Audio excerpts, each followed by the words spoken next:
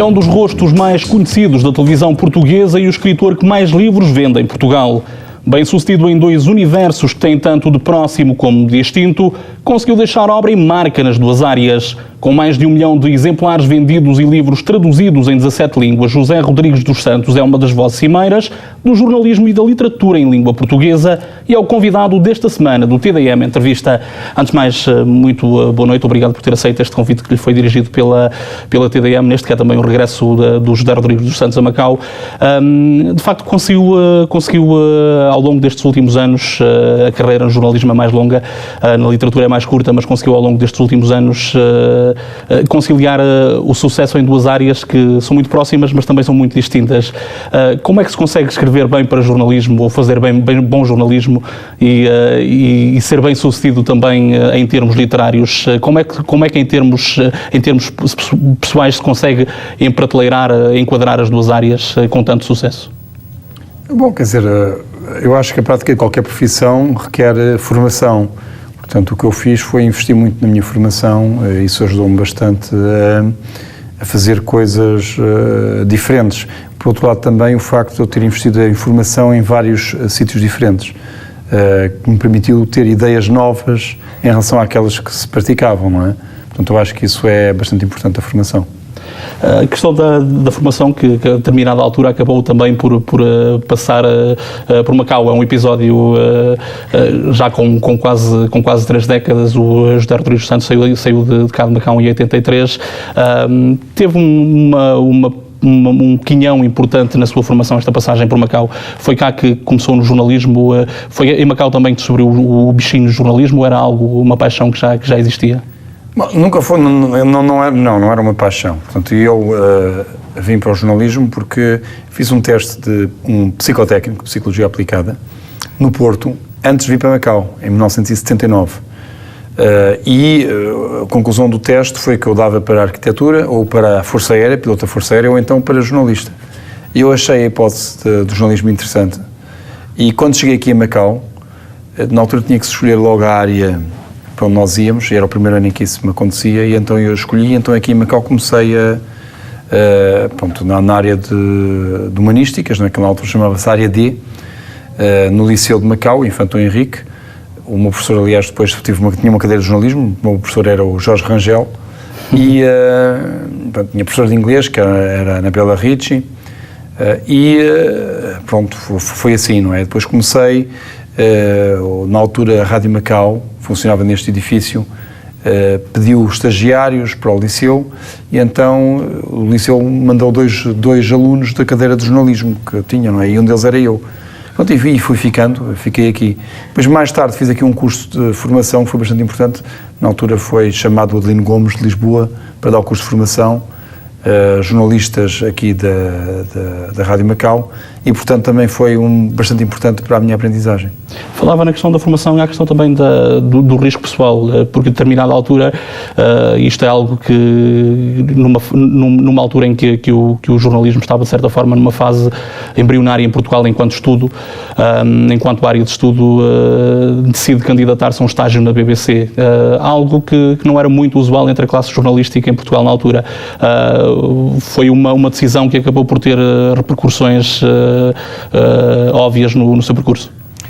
Sim, eu quando estava a tirar o curso em Lisboa, depois de ter vivido em Macau, depois colocou-se a questão de onde é que eu iria trabalhar, não é? E na altura Portugal não era um sítio muito interessante, porque toda a comunicação social era estatizada, com exceção da Rádio Renascença, que era da Igreja Católica, e o Jornal Expresso. O resto era tudo do Estado, a Rádio Comercial, o Diário de Notícias, quer dizer, e era não me pareceu que fosse um sítio interessante para trabalhar nesta profissão.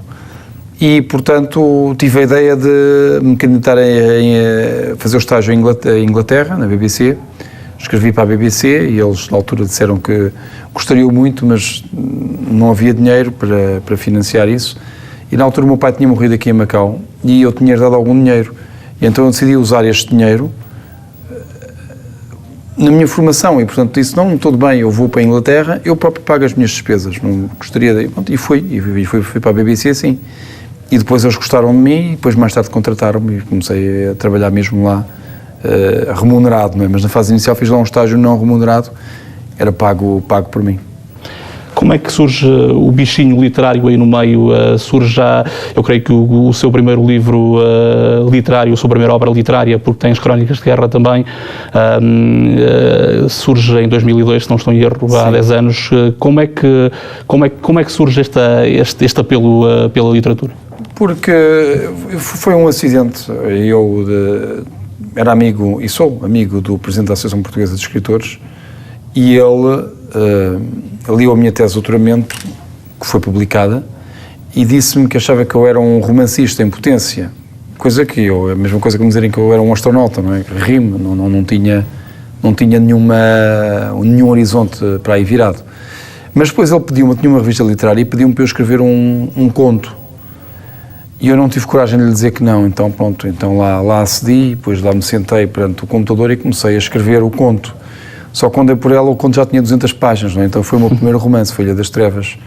Portanto, quer dizer, o que aconteceu, o resultado de tudo isso é que eu tornei-me romancista, mas ele nunca viu o conto, nunca entreguei conto nenhum, não é? Hoje apesar desse início acidental, entre aspas, é um dos melhores sucedidos romancistas portugueses em termos de vendas. Em termos de comparação, poderemos falar, por exemplo, do Equador, de Miguel Sousa Tavares, mas os seus livros são traduzidos em 17 línguas, é o que Portugal tem de mais próximo a um autor de best-sellers.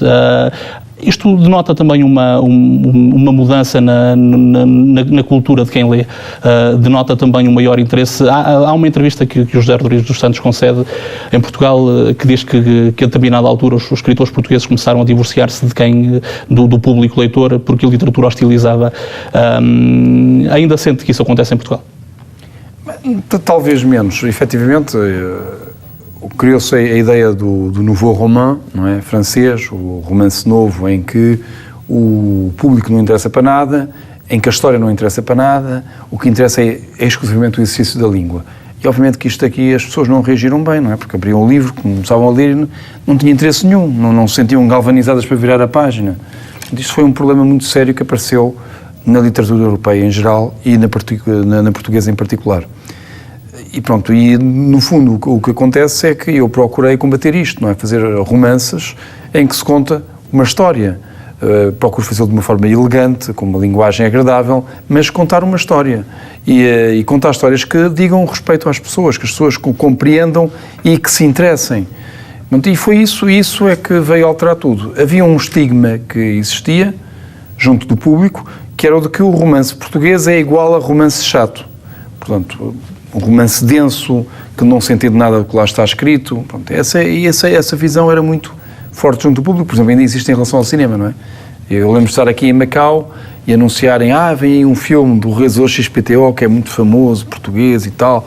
E nós fomos lá todos entusiasmados, é um grande êxito, muitos prémios da crítica, Veneza e tal. E depois eu cheguei lá e vi o filme era um filme de terror, aquilo não se passava nada no filme, não é? Portanto, a gente saiu do cinema a dizer, eu nunca mais quero ver um filme português. E a mesma coisa havia em relação ao romance, não é? Esta ideia de que o romance português é igual a romance chato. E, portanto, esse foi talvez o maior desafio, alterar esta ideia junto do público em Portugal, porque se nós vamos à Espanha, os romancistas que mais vendem em Espanha são romancistas espanhóis. Se vamos à Itália, os romancistas que mais vendem são os italianos. Vamos à França, são os franceses. Mas em Portugal eram estrangeiros. Isto é, o nosso público não gostava das letras portuguesas, não é? Eu uma vez recebi um e-mail de uma leitora que me disse assim, sabe, quando eu leio nos jornais e vejo televisão, ouço sempre dizer que nós temos os melhores romancistas do mundo, são livros fantásticos e tal, mas depois chegamos à praia, está tudo a ler autores espanhóis, ingleses, americanos, franceses, ninguém consegue ler os nossos autores. Portanto, esta ideia realmente existia, portanto é este anátema que foi preciso combater, não é? E conseguiu-se. Hoje em dia, em Portugal, os autores portugueses são os autores mais vendidos, as pessoas identificam-se com os que eles escrevem e gostam do que eles escrevem.